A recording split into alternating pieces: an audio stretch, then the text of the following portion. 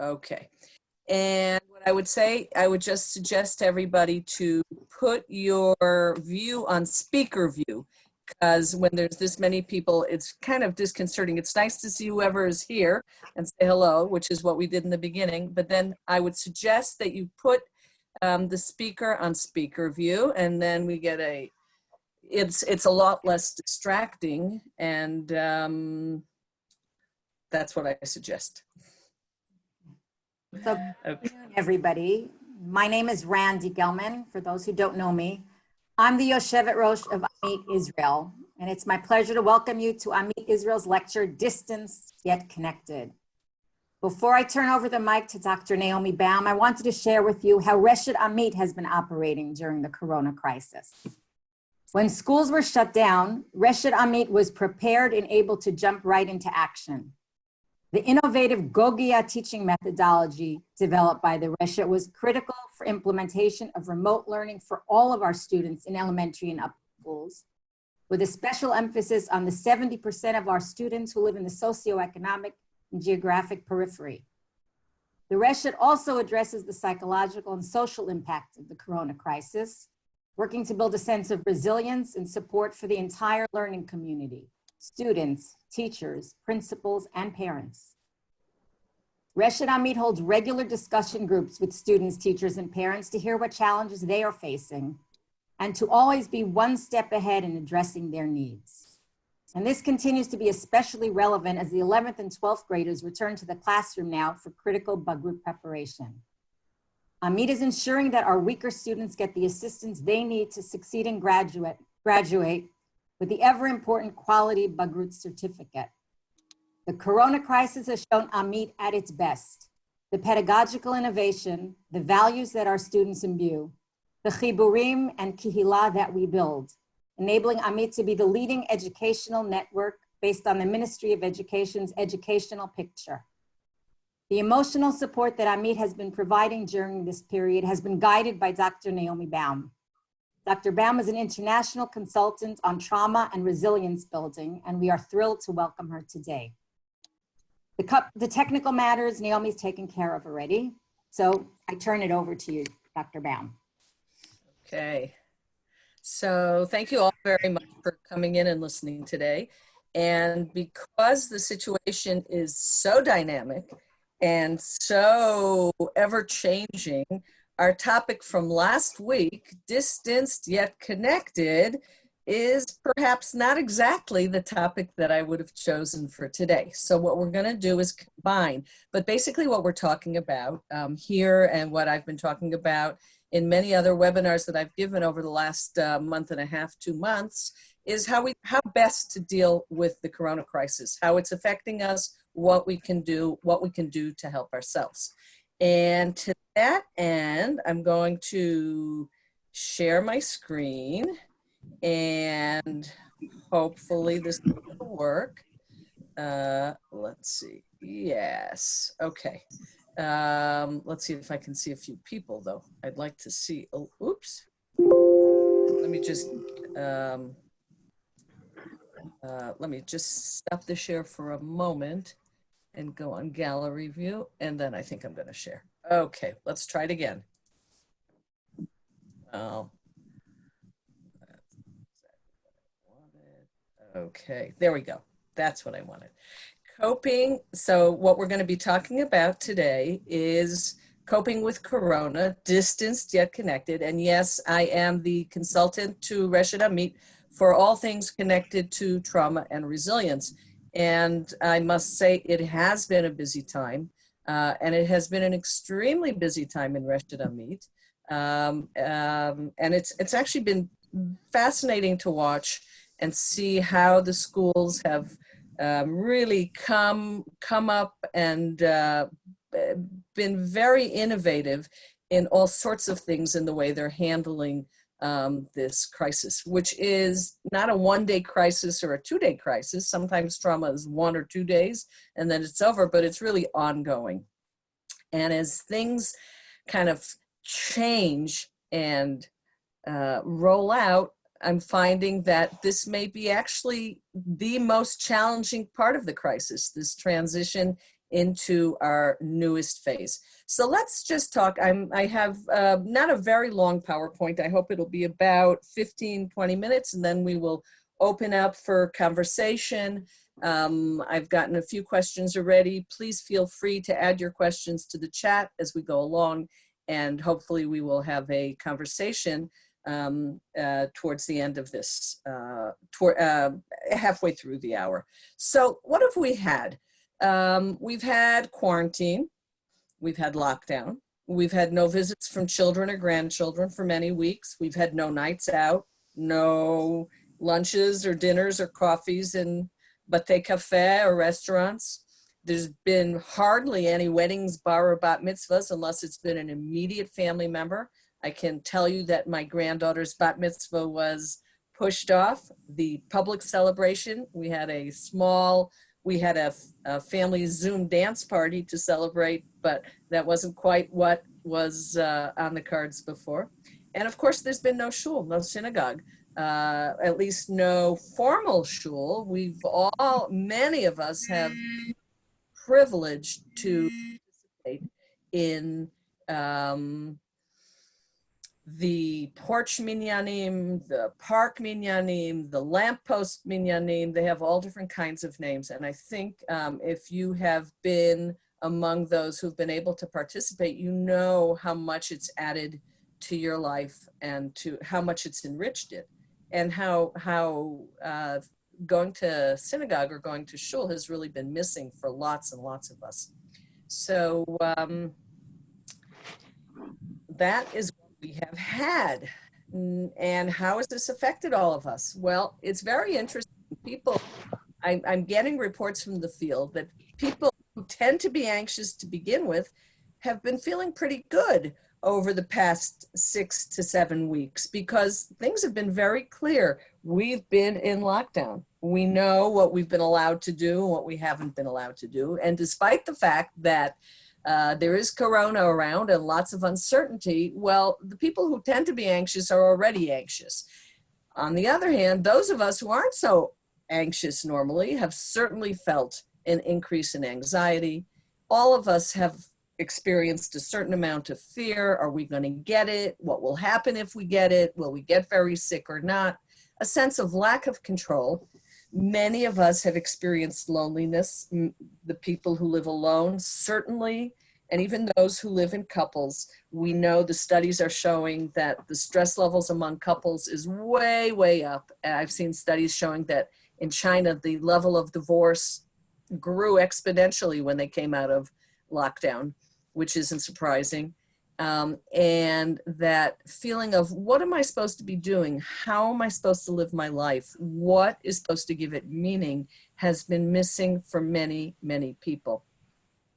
So these are the things that we've had to deal with over the last 7 or 8 weeks. And I think each one of us has found our way. It's not, we're sort of moved out of the immediate impact phase. That's what we call it in emergency situations. It hit 7 weeks ago and 6 weeks ago. We were busy trying to figure it out. Well, we've kind of figured it out. We know the kinds of things that work for ourselves. We know how important a regular daily schedule is for many of us. When you don't have a daily schedule, or the things that you normally do aren't there, how do you recreate that schedule? And why does it give you such a sense of security, a sense of purpose of what you're doing? It does, it really does. I know that many people have found or rediscovered hobbies that they enjoyed. I have friends who are sorting through pictures and of hundreds of years, it looks like. Well, it's probably only about 20 or 30 years, but they're sorting through mountains and creating albums. Other people are going through papers. I got a call this morning from a friend of mine who's a writer, and she said that she she's going through her files, and she came across an article that she wrote in 1990 that had something to do with something that I was involved in, and she wanted to know if I wanted the source work for it. I told her no. I do not want to clutter at this point. So when we're talking about corona, we're talking about a stress trauma continuum. Some people really experience corona as trauma. Some people experience it as stress. And most people are somewhere along this continuum. And what this is a good time to remember is that people are different.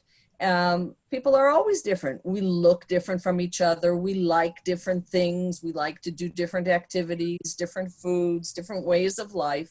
There's no reason to think that we're all going to react to the corona in the same way. And this gives us a sense that it's a continuum. Everybody's experienced some stress, even the most chilled out people. And I can tell you, I have a couple of very chilled out children. Even they have experienced a little bit of stress. And then there are those people who tend to be more anxious. And as I said, they find their place somewhere else on this continuum. Now, we're going to do a little hands-on. It gets a little boring just listening to me talk. So what I want you to do right now is, let's see if hang on a second. I'm going to stop the share for a minute. And I'm going to, yes, bring up this poll. And I'd like everybody to participate in this poll if you can, or we're going to give it a minute. We're going to see how many people can participate. What is your level of stress right now? If you had to rate yourself, what is your level of stress? 1 being very, very relaxed and 10 being very, very stressed. What number would you give yourself right now? So I'm going to give about a minute to vote. And good, I see a lot of you voting. Terrific. And then I'm going to share the results. I need the Jeopardy music now. Dum bum bum bum bum bum bum bum. We're gonna go up to a minute. Oh, and somebody wants to say she's a 2, but she's having trouble answering. Okay, thank you for sharing that with us. And if you have trouble voting, you can certainly put it in the chat. All right, we are, I'll give it another. I see people's votes are still coming in. So we have nearly 70% voted, almost. Okay, that looks like that's who's going to vote right now. So I am going to end the polling at 70%, and I'm going to share the results with you. And do you see the results? I hope you see the results. You can give me a thumbs up if you see it. Yeah, you see the results? Good, good. So you can see that the greatest majority are right around 6. 27% are at 6. And then we have 5 and 4, and there are quite a number who are 2 and 3 as well. Not too many that are 7 and 8, and we don't have anybody at 9 or 10, and that's a good thing. Okay, so it's good to be able to check in and see what your levels are every now and again. Now what I'm going to do is we're going to continue right where we were. So what I'd like to do now is we're going to take a minute and look at this. You can either look at this beautiful slide. It was taken, I suppose, when I was on some cruise or other looking at the sky. A cruise is not a happy word these days. Never mind. It's just the ocean. And you can look at the sky, which is kind of gray, sort of like our clouds today.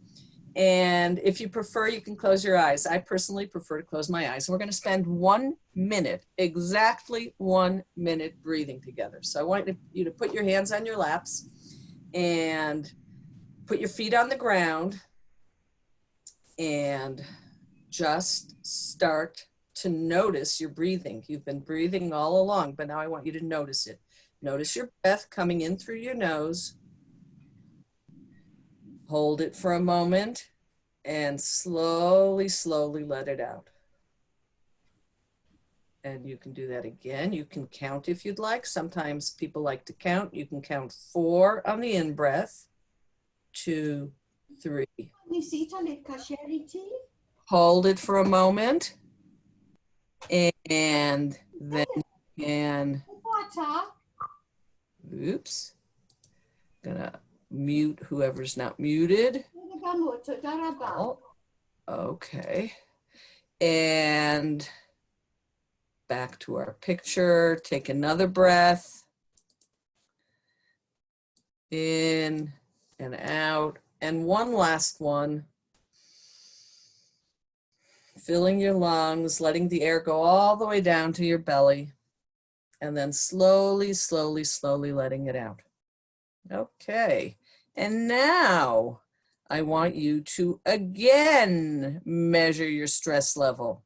Shall we do a poll again? We could. We could. All right, let's do it again. So I'm going to ask you to measure. Think about it for a moment. Think what your stress level is now. And I'm going to let you answer. Okay, we're polling again. What's your stress level now? Has it changed in any way?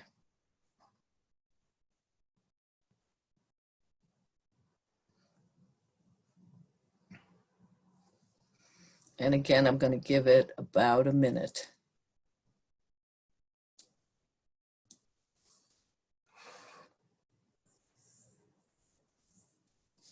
So let's see. Okay, let's see if we get a few more votes.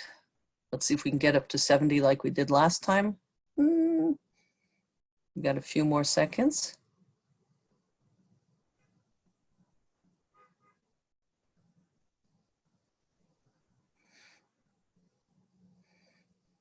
Any other voters? Well, if you started at a 2 and you're still at a 2, that's pretty good. Okay, where's our last voter to get up to 70%? Last voter. Not coming. All right, we're at 63%. That's about the same. So here we're going to end the polling and share the results. And look what we see. Last time 6 was our high number. Now 3 is our high number. And isn't that interesting? All you did, I'm just reminding you, all you did was take 4 breaths, not 3, 4 breaths. 3 is the golden number here. Yeah, there are still people at 8 and 7 and some at 6, but there's fewer people at 6 than were before. Some of them have dropped to 5 and some of the 5s had dropped to 4 or 3. So we see a general shifting downward. And yes, the answer is yes. The question, and that's a great question, can you actually de-stress so quickly? I'm hoping you're not seeing the polls. Stop share results. Okay. Stop share results. So now we're out. Now you're seeing me again. Yes, you can. Isn't that amazing? You take 4 breaths and your stress level can go down. And if there's one thing that you're going to take out of this talk today, that is what I want you to take away. That you can actually do something to affect your stress level easily. And how do you do it? You don't wait till you're really super stressed out. That's not when you do the breathing. You do the breathing in the morning. You do the breathing in the afternoon. You do it in the evening. You do it once or twice a day. You can do it for a minute. You can do it for 3 minutes. You can do it for 5 minutes. But yeah, you can do it for a minute and you just stop and put your hands on your belly. Another very nice way to do it. There's lots of different variations. Another really nice way to do it, maybe we'll do it at the end of the hour, is just to put your hands on your heart and breathe. You take 6 breaths into your heart. We'll do it at the end. And it's really a wonderful way to calm yourself down. But you have to get your body used to it and practice it so that when you are really stressed, you can call upon that and it will work. Now, presumably you're all, you're sitting at home, you're listening to me, don't have big things on your plate right now for the next hour. So it wasn't so hard to bring down that stress level. And yeah, that is really true. You can bring it down quickly. So thanks for that question. And I'm going to go on and finish our presentation. It's not all that much left, I think, maybe a few more points that I wanted to make. And yeah, so one of the things we need to remember, while people are different and most people are resilient, many people will experience symptoms just because you were experiencing over the last couple of weeks anxiety or maybe trouble with sleep or rumination, recurrent thoughts about something that you can't get out of your head. That's okay. It's okay to have symptoms or reactions. Most of the time, most people will recover without any need for professional help. And there are things we can do to help ourselves with simple self-care techniques, just like what we did. That would be a simple self-care technique, that minute of breathing or minute of mindfulness.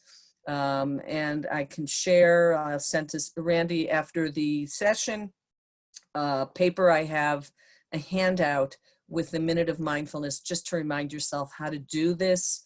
That's really simple, and she can share it with all of you.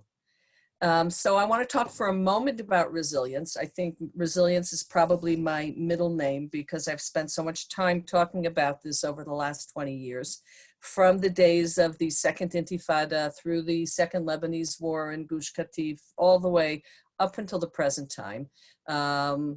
And one of the things we know, first of all, is that resilience is pandemic. It's worldwide.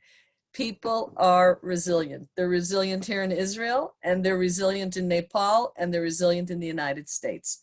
Now, it is true that we are much more used to calling upon our characteristic of resilience than are many other countries. And we've seen that over the last several months, the last couple of months, I think. We saw how quickly Israel went into emergency mode. We know how to do this. We are so well trained in going to emergency mode. It has come to our benefit here. There are all sorts of mechanisms, both in government and in the private sector, that just know what to do when there's an emergency. That really means being very flexible, adapting. It's long, it involves strength and stamina. These are all characteristics of resilience. And one of the things that I like is this spring, which reminds us that you can compress it with lots and lots of stress, but a resilient body or a resilient person will come back. So you may have experienced symptoms, you may have been down in the dumps, you may have had trouble, you're going to come back, or you have already come back. And the other thing I want to remind you is that you are who you are. Who you were yesterday is who you're going to be tomorrow. Sometimes in crisis we get confused. We lose our roles. What if grandma is my major role and I'm not grandmothering, then who am I? Not worry. After the crisis, you may grandmother a little differently. You may come back with the added value and understanding. One of my understandings is that, you know, I was preparing those big Shabbatot with lots and lots and lots of food and working really hard to have the grandkids. Maybe there's a better way to do it. I'm thinking about it. So we may come back with added value, but we are who we are from yesterday to tomorrow. We are the same person, and sometimes we have to rediscover who that same person is. And now, today, here we are in all this confusion. Certainly this time, today, really today, yesterday, the day before, we're confused. Now what? We knew how to do quarantine. We knew how to do lockdown. We figured out what we needed to stock up on. We knew how to stay in our houses. Maybe we didn't like it, but we got it. Now what?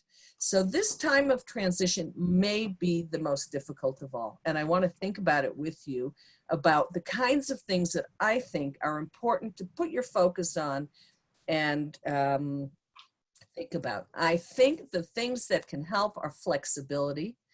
If you try out one thing and it doesn't work, well, then try something else. Come back at it another way. If you're having a problem and you usually solve it in one way, think about another way. The second thing is perspective. Remember that this period is going to be a short period. It's not going to go on forever. I'm going to stop this for a second to mute who's ever not muted so we won't be disturbed. 1 second. Oh, okay. Sometimes somebody gets unmuted and it's a little distracting for me. Oh, I see. So maybe what you... Okay, so I hope everybody's muted again, and close you down there and go back to the share, and here we are. So perspective is so important. This is not going to last forever. And we are nearing the end. And the beautiful thing is I just got somebody sent me a WhatsApp with a very detailed list of what's to be expected over the next month. And that gives you a perspective that we are moving. We know where we're moving. We know there are guidelines that are going to help us get through this period of time. So you need to get information, that is true. You need to get good information, but getting a perspective on it is great. Humor, how many WhatsApps have we all gotten? Some of them are hysterical. So I got one today that I'll share with you. I should have put it on the presentation. This is a Yiddishism for, let's see if I can find it. Yes. Oops. It was really very funny. It's worth me finding. Who did I send it to? I have to see who I sent it to. Yes, I know who I sent it to. It's coming, it's coming, it's coming. Here it is. Okay, so what I got today that was so funny was, and this is so appropriate for what we're doing right now, is the new Yiddish word is called Ausgesumt. Ausgesumt. Overexposed to, fatigued by, exhausted from, bored by, had it with, Zoom. Ich bin azoi ausgesumt. I am so done with Zoom. So I thought that was a good one for today. Ausgesumt. But we have really, humor is a wonderful way to deal with what we're getting, and we have been inundated. I think those of us who have WhatsApp have gotten lots and lots of funny things, not everything. The other thing that I want to mention, and this is the picture, compassion. We have to be kind to ourselves and kind to the people around us. Go easy. This is the time not to be judgmental. This is the time not to say, why do you always do it this way? This is the time to go easy on yourself and easy on other people. Really just be compassionate. It's a time of transition. It's a difficult time. It really, truly is a difficult time. You might think, well, now that, we're able to go out, it should be much easier. I should feel much better. And you're not feeling much better. You're actually feeling more anxious. Go easy. Be good to yourself and be good to the people around you. And when you make plans and realize that they may be open to change. Because I can tell you, we are planning my mother's yahrzeit next week, and I keep saying to my father, we just have to be very tentative. We don't know even what's going to be next week. So whatever plans you make, feel free to make them, but realize that they are tentative plans. Okay, so the key to coping in these times is organization. Continue to plan a daily and a weekly plan. That is very, very helpful. I would very much encourage you to do that if you're not doing it already. And this helps to create certainty within the uncertainty. When you have a daily plan and you get up in the morning and you say, I'm going to do 1, 2, 3 today, that creates a sense of certainty. Yeah, out there it is uncertain, but what are the things that I have control over? I want to return to myself that sense of control. Valuable information, but don't overdose on it. Don't overdose on getting information. Don't listen to the news all the time. Don't read the paper all the time. Set aside a period of time that you do that in the day, and that's enough. And then finding meaning in your lives, finding meaning, what gives your life meaning. Think about the things that you can do, whether it be, so we are really lucky that we are Jewish, and studying Jewish sources can be very meaningful for a lot of us. It's something that's accessible and easy to do. Reading books to grandchildren, that may give you meaning while you're having trouble connecting to them. Playing games with them on the computer, figuring out a way to connect to them. There are ways to figure out how you bring that meaning into your life, and understanding that finding that meaning is important. And it may be taking care of somebody. It may be taking care of an elderly parent, or listening to your daughter on the phone as she fetches. That is important too, and that may give you meaning as well. I think these, there's some general tips for coping in times of stress. You've heard these things from everybody. I'm really not going to go through them. I'm putting them up here, and I will send to Randy the PowerPoint. Stop video. Them and see. I think what I'd like to actually focus on is this one question. Don't know what to do. Really helps me in times of trouble. And the other question is, what do I like to do? Those are two questions to indicate that you have the answers inside of you. You know what helps you when you're not feeling well. You know what helps you when you're feeling anxious. Try to recall, what are those things that help you to calm down? What are the things that you like to do, and do them? So let's show some more video. Oh, here we go. Somebody show me you're doing something. Mute again. Yes. Okay. So how do we reconnect? I did want to be true to our title today. How do we connect and reconnect? Because at this point, as of yesterday, we are allowed to visit our grandchildren. So how are we going to do that? So I have a couple pictures here. A garden visit, playing a game from an accepted social distance. We're going to figure out how to do that, how we play with our kids and our grandkids. We're going to figure out, we're going to have to wear masks apparently while we do it. And of course, that digital connection is still going to continue. And I know for many of us, that has been a true lifesaver.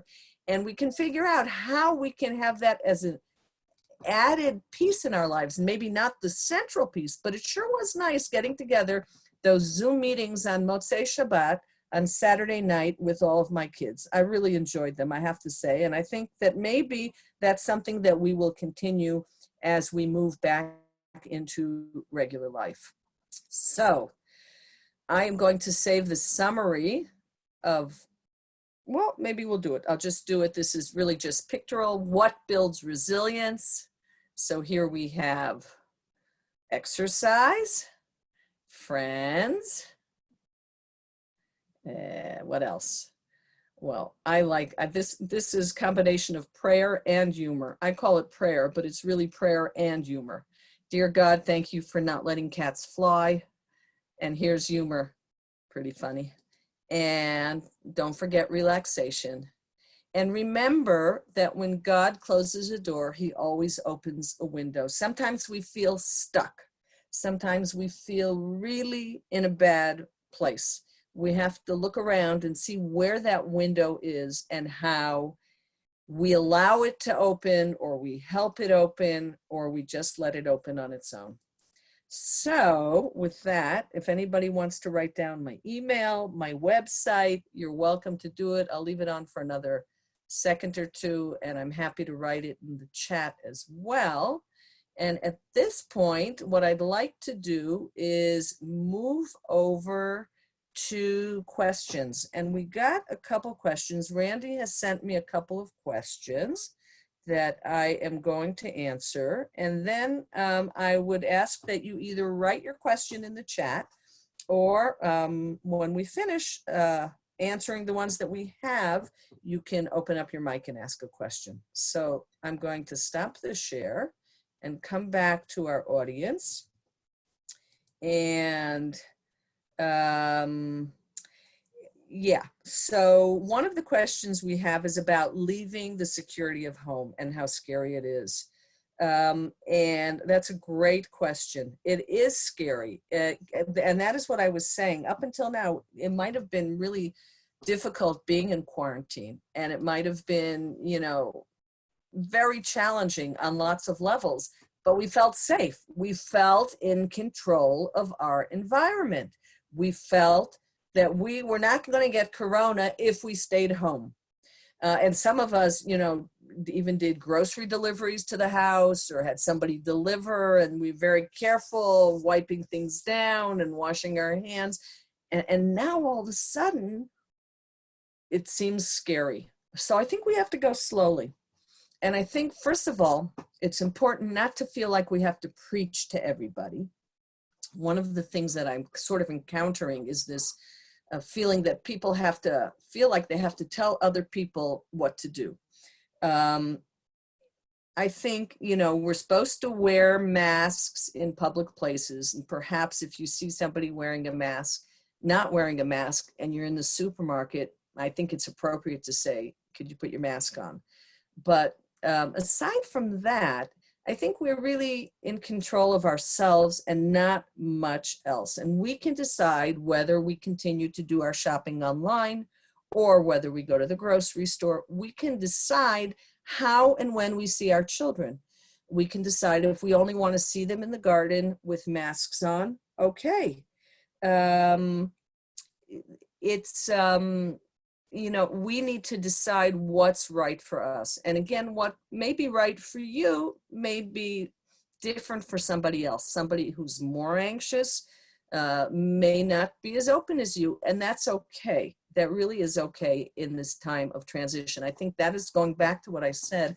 I think the importance of self-compassion here and compassion to others is really critical during this time. Figure out what works for you, what you're comfortable with, and then move from there. So there were another two questions that came in beforehand. I'm just going to take them, and then I'll go to the chat questions. One question was dealing with the sandwich generation. A lot of us are I count myself, fortunately, being in the sandwich generation. We have elderly parents, and we have children and grandchildren. And it is difficult to figure out who we can help. Now, the interesting thing is it's been pretty simple up until now because we haven't really been able to help our grandchildren. Very limited contact. So yes, you can read them a story on Zoom, or yes, you can call your children in the evening, but usually they're so exhausted after being with their kids all day long. There's very limited kind of help that we have been actually able to offer our children and grandchildren. And in a way, I think that's made it easier to focus on our elderly parents. Now that we're moving into transition again, we're going to have to renegotiate that, figure out what, how we reach that new balance. And somebody wrote to me, it makes me anxious knowing my safety is dependent on others. Well, it is to a degree. And if you are around people who aren't behaving in a safe manner and you're concerned because maybe you're immunocompromised or you're over 60 or over 70 or any way you want to count it. So you can decide that you don't allow that person into your house. If you have, there's certainly, you know, children, grown children, who behave in a certain manner. If it makes you feel uncomfortable, you can set the limit. You can do that, it's fine, but you won't be able to visit me, at least for a while. And again, I'm thinking that we're gonna have a much clearer sense of things in another 2 or 3 weeks. Remember, this is rolling. We are all learning. Nobody really knows what's going to happen next. So that it is possible with the opening and freeing of things, we're going to have an upswing. One of the things that I found very good is that there are guidelines. If X number of people get sick, we're going to put on restrictions again. If X number of people are on respirators, we're going to put on restrictions again. And I think it's very good to have those guidelines in place so that we know where we're moving. You can expect that there will be a little bit of an upswing in corona, but the question is, and this is what I hear from my husband, the physician who's been following the medical literature very closely and carefully over the last 2 months. There are a couple of possibilities. One is that the coronavirus is going to wear itself out and just end a natural death. That is possible. And it may not come back. You know, I know you've all heard that we should expect for it to come back in October, but it might not come back. SARS never came back. Keep that in mind. The other possibility is that with summer coming, and I say that with a smile on my face because I look out the window and here in Gush Etzion, it looks like winter right now, raining and pouring and gray and cold. With summer coming, corona does not like heat. and we live in a hot country, and we can expect, just like with the flu is something that happens in the winter.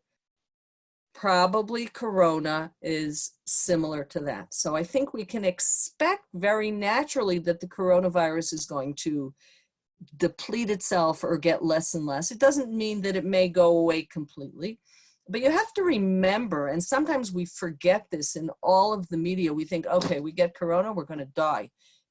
That's not true.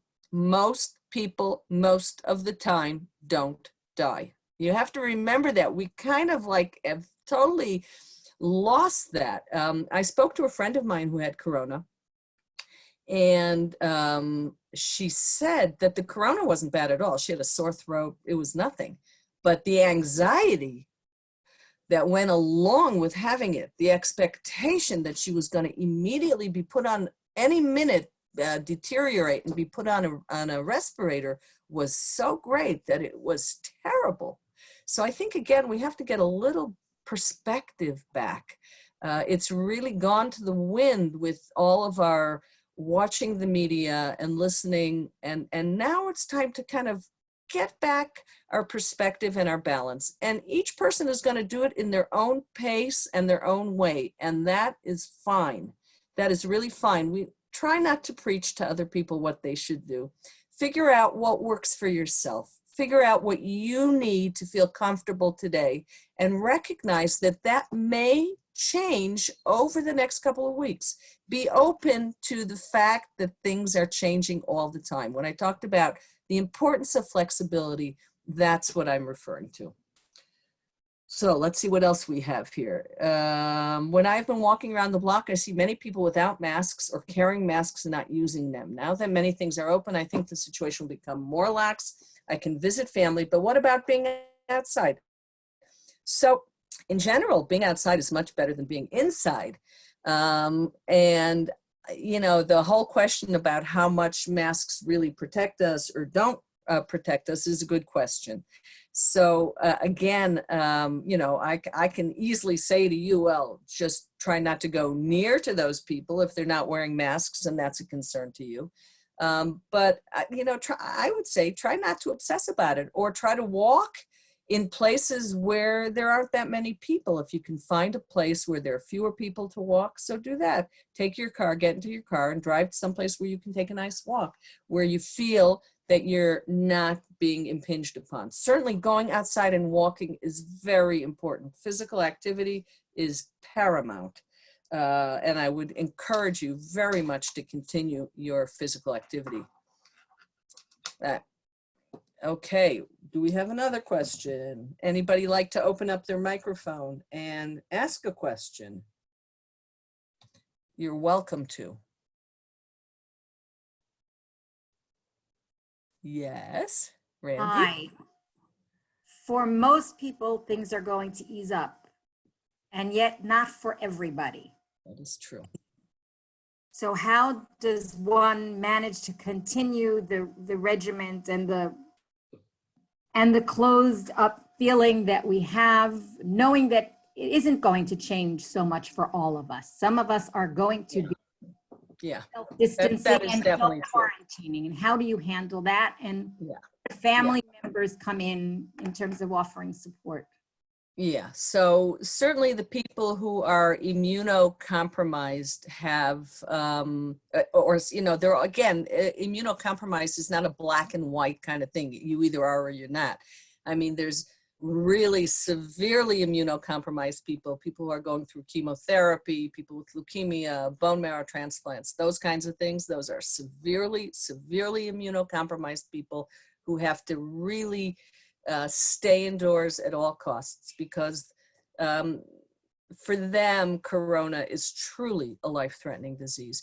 And then there are people in the middle, people who have diabetes and people who have high blood pressure, you know, what they call machalot reka here in Israel, the diseases, and being old. What about that? It's amazing how we've all become old overnight, right? So, you know, so it's not an all or nothing, but the people who really have, and I think it's really a personal choice for, if you're in that in-between place, and I think a lot of us are, whether because of our age or because of whatever, the pills that we take in the morning. I think then it's a personal choice how we're going to handle this period of time, whether we're going to continue to continue self-quarantining, or feel more free about going out. I think it's time for people to really take those choices into their own hands. And if they do decide that they want to continue to self-quarantine, if that's what feels right to them, if that's what feels comfortable to them, then I would encourage them to do so. So then the question is, how do you continue in this quarantine for such a long time? What can you do to help yourself? And I think some of the things that we've learned over the past 2 months, to be grateful for the things that we have and count our blessings. Counting our blessings is really important. To try to make a daily schedule, to decide to learn something new or do something new or sign up for a course. One of the big boons of this time has been, look at all of us on Zoom. Who knew about Zoom 2 months ago? So we've all learned a lot over the last 2 months, and to continue using it to our advantage. So there are things that we can do to help ourselves. And also, I think one more piece, and this is something that I've learned from my brother. I have an older brother who's quite ill and has been in the hospital for many, many weeks with a bone marrow transplant. So he is immunocompromised. And he told me that what he is working on is living each day for itself, just being in the present moment, not thinking about when you're getting out, when is this going to end, how is it going to end, but being in the present moment. And I think that's wonderful, wonderful advice for people who are choosing. It's wonderful advice for everybody, but it's necessary advice for people who are choosing to continue the self-quarantine for whatever reason. And there may be people who are choosing to continue the self-quarantine because, for example, they want to visit their elderly parent who they don't want to expose. So they may impose upon themselves a self-quarantine in order to be in contact with their elderly parent. And that might speak again to the sandwich generation stuff. I have to choose. If I'm going to be with my grandchildren, then how can I be with my elderly parent? Yeah.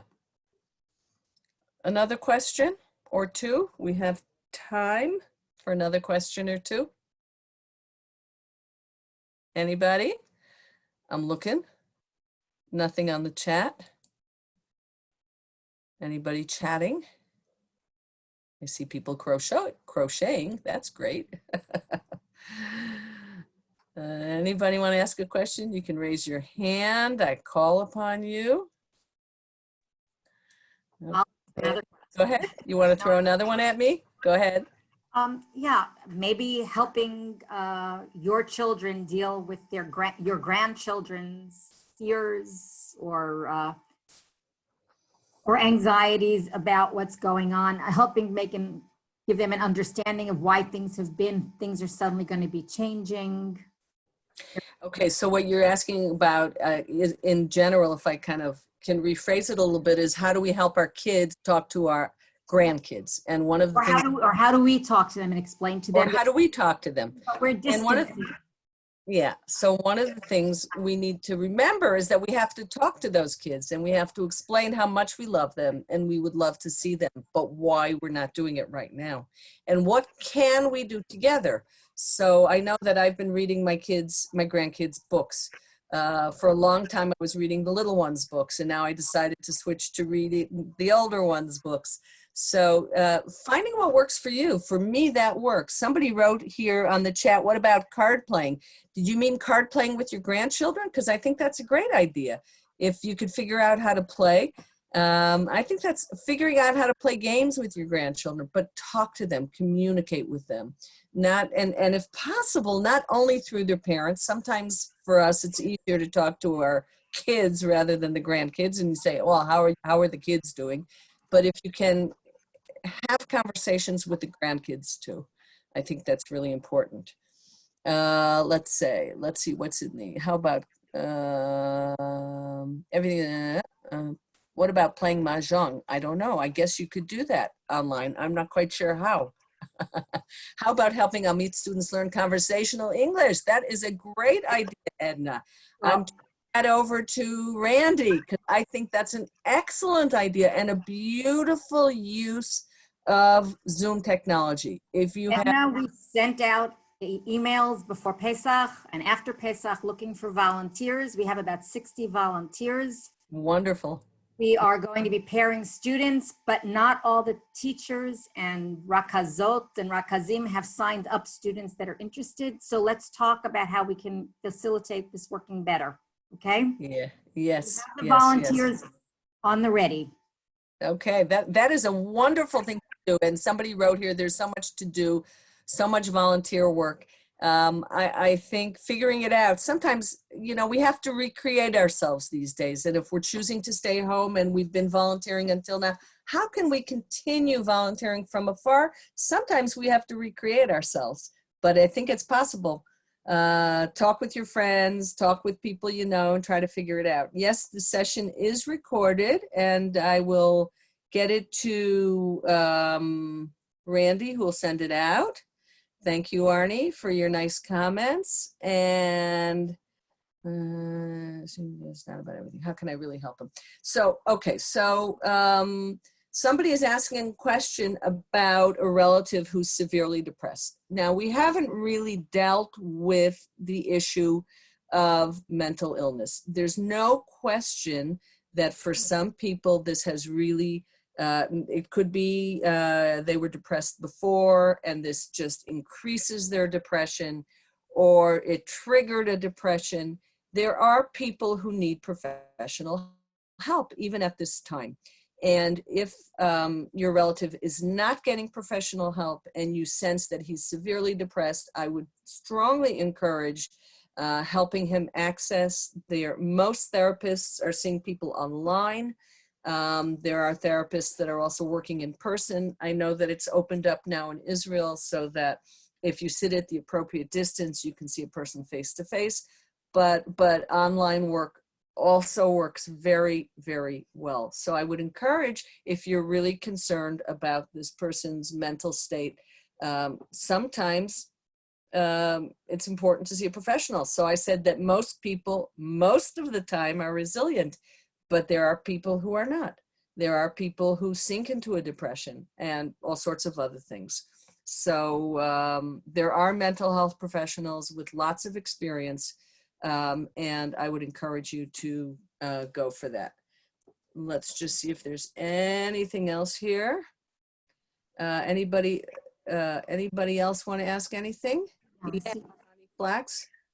Yeah, I'm going to unmute you. Go ahead. Hi. Hi. And this period for me, I was by myself now since Purim, alone in the house. And I found this actually very interesting. It was very insightful. The first week I was shocked because I couldn't believe that everything stopped and I was stuck in the house. But I found that it was a healing process. All of a sudden I had the Seder by myself, and I like, you're not supposed to be judgmental, but it was hard for me to also see how people were feeling sorry for themselves all the time. Right. And they were comparing, I mean, even on Yom HaShoah, some people compared it to, you know, where you're locked in the Shoah and your distance from your family, your distance from, and I mean, I didn't answer anybody because I knew that everybody has, you know, their own personal things. But one of the things I did realize over the time is I kept my connection with the grandchildren, and I'm still doing it. I found with baking and cooking. My kids, I put it out, when I put it in outside the door, my kids came and picked it up. I baked them cakes. I baked what they liked. I made them food for the Seder. I prepared the Seder plate. On the other hand, and they sent me pictures. I sent them cupcakes and the frosting separate and the sprinkles separate, and I made them a sign that told them how they should make it for Shabbat. And they sent me pictures, and it was good for all of us. And That's there was great. something kind of a nechama of knowing that they were, that was me being with them. That's On the other hand, my biggest realization was now, which is going to be a shock for my children, is I would like to see the children and visit the children, but I don't want to go back to running back and forth all the time and one day watching this one in Givatayim and that one in Tel Aviv and the other one go up for a few days up north.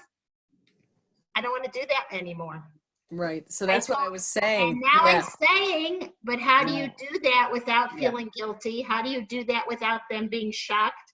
How do you Right. teach them that maybe it's time to get a babysitter?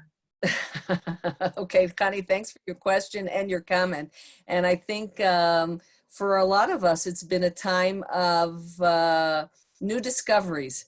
And once the initial shock kind of settled down and we're able to kind of sort our thinking out and ourselves out, we're realizing new things. And I think it probably pays to have a conversation with them. And you could start it now. It's still, it's still early in the game, but you can say, there have been some really, really good things for me about this period. And I'm thinking about how I want to live my life differently. And I want to talk with you about it. So, it's bringing them into the conversation. I'm a big believer in talking with our kids. And I'm trying to figure it out also. I wasn't so much running from babysitting, but those Shabbatot I got to figure out. So I'm thinking about it. And anyways, okay, so we're kind of winding down here. We're just about at 3 o'clock. And what I wanted to do, and I promised, is we're going to breathe one more time. So now we're going to do it with hands on your heart. Put your hands on your heart, and you're going to see it's really neat. You're going to take 6 breaths and breathe into your heart. And you can do it with your eyes closed.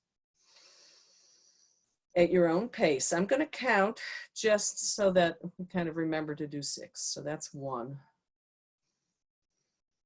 Do it at your own pace. And breathe into your heart and feel the breath going all the way into your heart.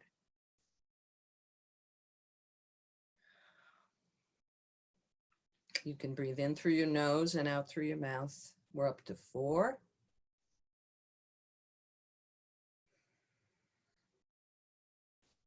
5. And you can picture the light spreading all over your body from your heart. And when you're ready, just open your eyes and let a smile come up to your face. One of the things we know is if you smile, you activate 20 different chemicals in your body, positive chemicals, endorphins. So smile. It feels good to smile. And thank you all very much for joining me. Thank you for your feedback, and you can continue writing feedback. I'm going to leave this open for about another 2 minutes, and then I'm going to end the meeting. So if anybody wants to say anything else, what I'm going to do on the chat is write my email. So if anybody wants to write to me privately, they certainly can. And you can go to my website. I forgot to tell you all that I put out a free book that's on my website about dealing with anxiety during Corona. I put it out right at the beginning. It's available for download on my website. And you can also see my new book there. I'm going to plug myself now that we're after 3 o'clock. Please do. Please do. I wrote a book about my year of Kaddish. I said Kaddish for my mother, and I wrote a book about it and published it about a month ago. So if you ever want another talk, I'm happy to give another talk. Okay. Having done the same, I would love to read the book. Okay. For your time. All right. I think everyone is going to walk away feeling that they have new skills and a new understanding and new ways to deal with what we are facing and what's going to be with us for a while now. So thank you very much. And my pleasure. Email. We have a volunteer opportunity in English tutoring. Anyone who would like to sign on, my email is on the chat. So thank you. And thank you again, Naomi, so much. My pleasure. My pleasure. All righty. So I'm just going to leave it open for another minute or 2 and say goodbye to all of you, and especially to my friends. Thank you all for joining in. Thank you.